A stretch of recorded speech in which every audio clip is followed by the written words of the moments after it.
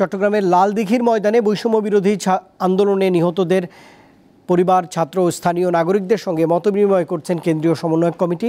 এ বিষয়ে জানাতে আমাদের সহকর্মী রুনা আনসারী আমার সঙ্গে যোগ দিয়েছেন। রুনা, বৈঠকে চট্টগ্রামের বৈষম্য বিরোধী ছাত্র আন্দোলনের সমন্বয়কদের যে কর্মসূচি, সেই কর্মসূচি সম্পর্কে কি সিদ্ধান্ত হয়েছে একটু আমাকে জানাবেন।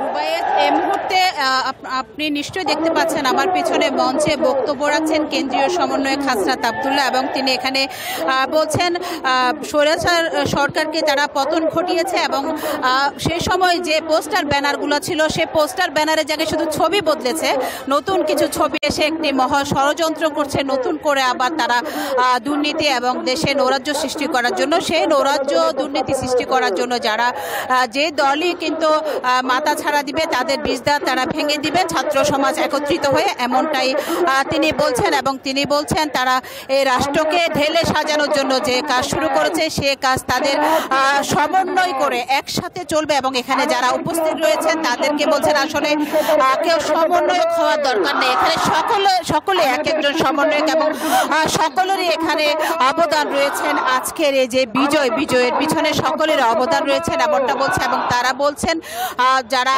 দুর্নীতির জন্য, দুর্নীতি এবং সন্ত্রাস নৈরাজ্য সৃষ্টির জন্য যারাই যে দল বা যারাই চেষ্টা করে থাকেন না কেন তাদেরকে কিন্তু ছাত্র নাগরিক আন্দোলন, যারা ছাত্র নাগরিক আন্দোলন তারা কিন্তু তাদেরকে রুখে দিবেন এবং তাদেরকে কোনোভাবে মাথাছাড়া করে উঠতে দিবেন না, এমনটাই বলেছেন। এবং সকলকে সতর্ক থাকার কথা বলছেন। এবং তারা বলছেন যেহেতু তাদের যে 1 মাস পূর্ণ হয়েছে এই অন্তর্বর্তীকালীন সরকারের 1 মাস পূর্ণতায় তারা যে সুফল পাওয়া মানুষ শুরু করেছে সেটির জন্য তারা যে সময়টি দরকার সে সময়ের মধ্যে তারা চেষ্টা করবে সকল কিছুকে সুন্দর করে ঢেলে সাজানো, দেশের জন্য যে কাজ করার দরকার সেজন্য প্রত্যেককে যার যার অবস্থান থেকে কাজ করার জন্য বলছেন। এবং যারা এখানে শিক্ষার্থীরা রয়েছেন তাদের উদ্দেশ্যে তিনি বলেছেন শিক্ষার্থীরা যেন সজাগ থাকেন, যেন কোনো কুচক্রী মহল দেশকে আবার নতুন করে নৈরাজ্য সৃষ্টি করতে না পারে, দেশে যেন কোনো ধরনের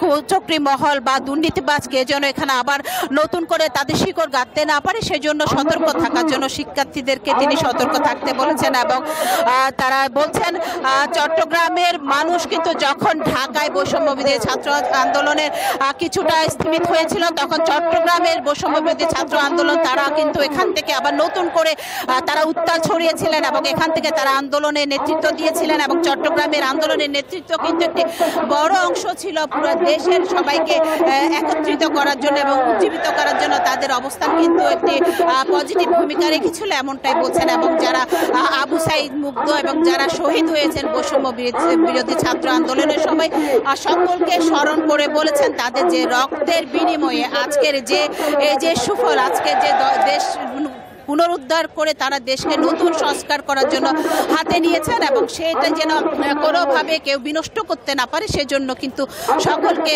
তারা একত্রিত থাকার কথা বলেছেন। এবং এখানে যারা আইন শৃঙ্খলা বাহিনী রয়েছেন তাদের উদ্দেশ্যে বলেছেন আইন শৃঙ্খলা বাহিনী কিন্তু দেশের বাইরের কেউ নয়, তাদেরই বাবা, তাদেরই ভাই, এবং তারা যেন পুনরায় যেন কোনোভাবে দুর্নীতির দিকে না যায় এবং তারা যেন কোনো দলের একপৃষ্ট হয়ে যেন দলের পক্ষে কাজ না করেন, এমনটাই আইন শৃঙ্খলা বাহিনীর প্রতি তারা হুঁশিয়ারি দিয়ে বলেছেন। এবং তারা সর্বোপরি পুরো দেশের সংস্কারকে নতুন করে ঢেলে সাজানোর জন্য সকলের সহায়তা চেয়েছেন। তো রুবাইত, আমার কাছে এই ছিল চট্টগ্রামের লালদিঘির ময়দানে আজকে যে মত বিনিময় সভা সর্বশেষ তথ্য। রুবাইত, ধন্যবাদ রুনা আনসারী।